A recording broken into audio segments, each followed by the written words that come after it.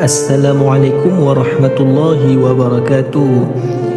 Adanya pemanggil diceritakan dalam hadis, ketika ruh berpisah dari badan, maka dipanggil dari langit dengan 3 kali teriakan, "Hai Adam, apakah engkau meninggalkan dunia atau dunia yang meninggalkan kamu? Apakah engkau yang mengumpulkan dunia ataukah dunia yang mengumpulkan engkau? Apakah engkau yang membunuh dunia ataukah dunia yang membunuh engkau?" Tak kala mayit itu diletakkan di atas tempat memandikan, maka mayit itu dipanggil dengan 3 kali teriakan, "Hai anak Adam, di mana badanmu yang kuat itu, dan apa yang engkau menjadikan engkau menjadi sangat lemah? Di mana lisanmu yang fasih itu, dan apa yang menjadikan kau diam? Di manakah kekasihmu itu, dan apa yang menjadikan ia tidak suka kepadamu?" Dan ketika mayit itu diletakkan dalam kain kafan, mayit itu dipanggil dengan 3 kali teriakan, "Hai Adam, engkau akan pergi dalam bepergian yang jauh dengan tanpa membawa perbekalan. Engkau akan keluar dari rumahmu, maka engkau tidak akan kembali lagi. Dan engkau yang biasa naik kuda, maka engkau tidak bisa akan naik sejenis kuda itu selamanya. Engkau akan berangkat ke rumahnya suatu yang lebih menakutkan." Ketika mayit itu dipikul di atas keranda, maka mayit itu dipanggil dengan 3 kali teriakan, "Hai anak Adam, bahagialah untukmu jika engkau termasuk orang-orang yang bertaubat di sisi Allah Subhanahu wa ta'ala. Bahagialah untukmu jika amalmu termasuk amal yang baik. Bahagialah untukmu jika temanmu itu adalah keridhaan Allah Ta'ala. Dan celakalah untukmu jika temanmu itu adalah kemurkaan Allah Subhanahu wa ta'ala." Ketika mayit itu diletakkan untuk disolati, maka mayit itu dipanggil dengan 3 kali teriakan, "Masya Allah, hai anak Adam, setiap perbuatan yang engkau lakukan, engkau akan melihatnya. Jika perbuatan amalmu itu baik, maka engkau akan melihat sesuatu kebaikan. Dan jika amal perbuatanmu itu buruk, maka engkau akan melihat suatu keburukan. Naudzubillah." Ketika keranda itu diletakkan di tepi kubur, mayit itu dipanggil 3 kali teriakan, "Hai anak Adam, engkau tidak akan membawa perbekalan dari tempat yang ramai menuju ke tempat yang rusak, dan engkau tidak membawa dari kekayaanmu kepada kefakiran ini, dan engkau tidak membawa cahaya ke tempat kegelapan ini." Ketika mayit itu diletakkan di liang lahat landak kubur, maka mayit itu dipanggil dengan 3 kali teriakan lagi, "Hai anak Adam, engkau berada di atas punggungku dengan tertawa, dan engkau berada di perutku dengan menangis sekarang. Engkau berada di punggungku dengan bergembira, sekarang engkau berada di perutku dengan kesusahan. Dan engkau ketika berada di atas punggungku bisa berbicara, sekarang engkau berada di perutku dengan berdiam."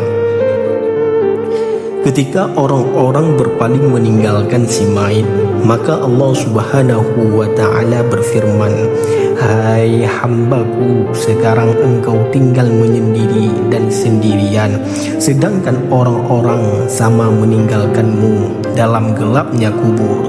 Engkau telah durhaka kepadaku karena manusia, dan karena istri, serta karena anak, dan aku lebih mengasihani kepadamu hari ini dengan suatu rahmat, di mana rahmat itu bisa mengherankan beberapa makhluk, dan aku lebih menaruh kekasih kepadamu daripada belas kasih ibu kepada anaknya." Mengenai tentang adanya pemanggil dalam kubur adalah topik yang berkaitan dengan kepercayaan dalam Islam tentang alam kubur atau namanya alam barzakh, yaitu fase setelah kematian sebelum hari kiamat. Dalam keyakinan Islam, ketika seseorang meninggal dunia dan dimasukkan ke dalam kubur, akan datang yang namanya dua makhluk Allah Subhanahu wa Ta'ala, yaitu dua malaikat yang bernama malaikat Munkar dan malaikat Nakir.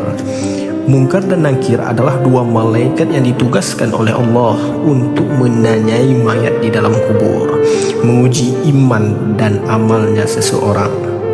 Pertanyaan malaikat di alam kubur biasanya 3 pertanyaan utama yang disebutkan dalam banyak hadis yang sahih. Yang pertama adalah man rabbuka, siapakah Tuhanmu? Yang kedua adalah man nabiyuka, siapakah nabimu? Dan yang ketiga dinanyakan ma dinuka, apakah agamamu? Bagi orang yang beriman akan memberi kekuatan dan untuk menjawab jawaban dengan benar. Tuhanku adalah Allah, agamaku adalah Islam, nabiku adalah Nabi Muhammad sallallahu alaihi wasallam. Namun bagi orang-orang kafir atau orang yang munafik, mereka akan kebingungan dan tidak mampu menjawab pertanyaan daripada malaikat Munkar dan Nakir. Azab dan nikmat kubur. Orang beriman akan mendapatkan kelapangan dan kenikmatan dalam kubur. Orang durhaka atau orang-orang kafir akan mendapatkan azab dan kesempitan di sisi Allah Subhanahu wa Ta'ala di liang kubur. Disebutkan dalam banyak riwayat, yaitu kubur itu bisa menjadi taman dari tanaman syurga atau lubang dari lubang api neraka. Ini adalah hadis yang diriwayatkan oleh Tirmizi dan Ahmad. Berikut ini adalah riwayat singkat Imam Tirmizi dan Imam Ahmad. Mereka itu dua ulama besar yang sangat berjasa dalam menyusun hadis-hadis Nabi SAW. Imam Tirmizi, beliau lahir pada tahun 209 Hijriah sampai 279 Hijriah. Nama lengkap Abu Isa Muhammad bin Isa bin Saurah At-Tirmizi, asal Tirmiz, sekarang di Uzbekistan. Riwayat singkat, beliau lahir pada tahun 209 Hijriah atau sekitaran 824 Masehi.